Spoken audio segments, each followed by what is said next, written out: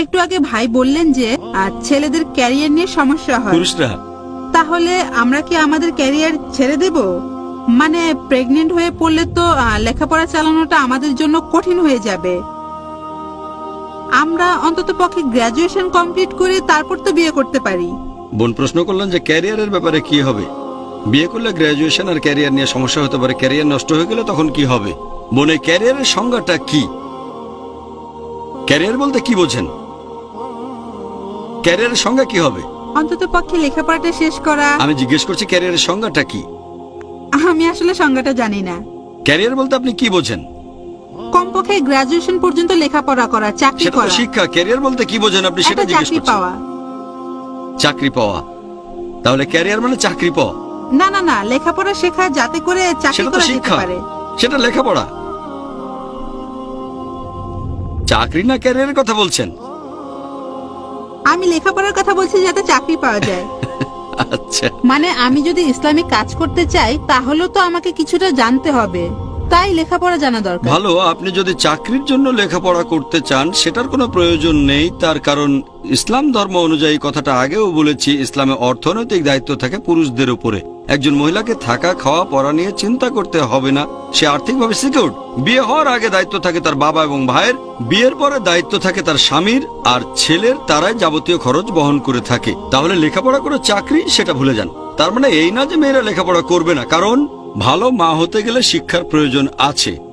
লেখাপড়া শিখলে ভালো করতে পারবেন ইসলাম অথবা দাওয়ার ক্ষেত্রে। তবে যে কথা বলেছি, একজন মানুষ গ্রাজুয়েট হতে পারে 22-23 বছরে, এটা আগেও বলেছি। কেউ যদি 18-19-এ বিয়ে করতে চায় কেউ তাকে বাধা দেবে না, তবে 20 থেকে 25-এর ভেতরে বিয়ে করা উচিত। তার আগেই গ্রাজুয়েশন শেষ করে ফেলতে পারবেন 22-23 বছরে। আমি বলবো না বাদ দেন, তবে পোস্ট গ্রাজুয়েশনের সমস্যা হতে পারে। হয়তো আপনি পোস্ট গ্রাজুয়েশন করবেন 22 বছরে বা 23 বছরে। পোস্ট গ্রাজুয়েশন আপনি বিয়ের পরেও করতে পারেন। প্রেগন্যান্ট হয়ে গেলে পরের বছরে কমপ্লিট করেন, সমস্যা কোথায়? আপনি তো আর চাকরি করতে যাবেন না। পুরুষের ক্ষেত্রে মানছে 1 বছর বাদ গেলে 1 বছর বেতন বাদ। মহিলাদের ক্ষেত্রে 1 বছরের জায়গায় 2 বছর লাগতে পারে। 2 বছরে কোর্সে প্রেগন্যান্ট হলে 3 বছর বা 4 বছরে কমপ্লিট করতে পারেন। করেসপন্ডেন্স কোর্স নিতে পারেন, তা তো সমস্যা নেই। তাহলে বিয়ে কোনো বাধা হয়ে দাঁড়ায় না। আপনি যে কথা বললেন গ্রাজুয়েশন, সেটা সহজেই করে ফেলা যায় 22-23 বছরের মধ্যে। এরপর যদি ক্যারিয়ারের কথা বলতে হয়, হ্যাঁ, কিছু মহিলা আছে যারা মডেলিং করতে চায়, ডান্সিং করতে চায়, তাদের ক্ষেত্রে বিয়েটা অবশ্যই একটা বাধা। এই ধরনের ক্যারিয়ারগুলো হারাম। মডেলিং, ডান্সিং, এয়ার হোস্টেস, এখানে মহিলাদের শরীরের প্রদর্শনী করা হয়। আর ইসলামের দৃষ্টিতে দেখলে একজন মহিলা আর্থিকভাবে সিকিউরড। তাহলে লেখাপড়া একটা মেয়ের বিয়ের ক্ষেত্রে কোনো বাধা হয়ে দাঁড়াবে না, বাধা হবে না।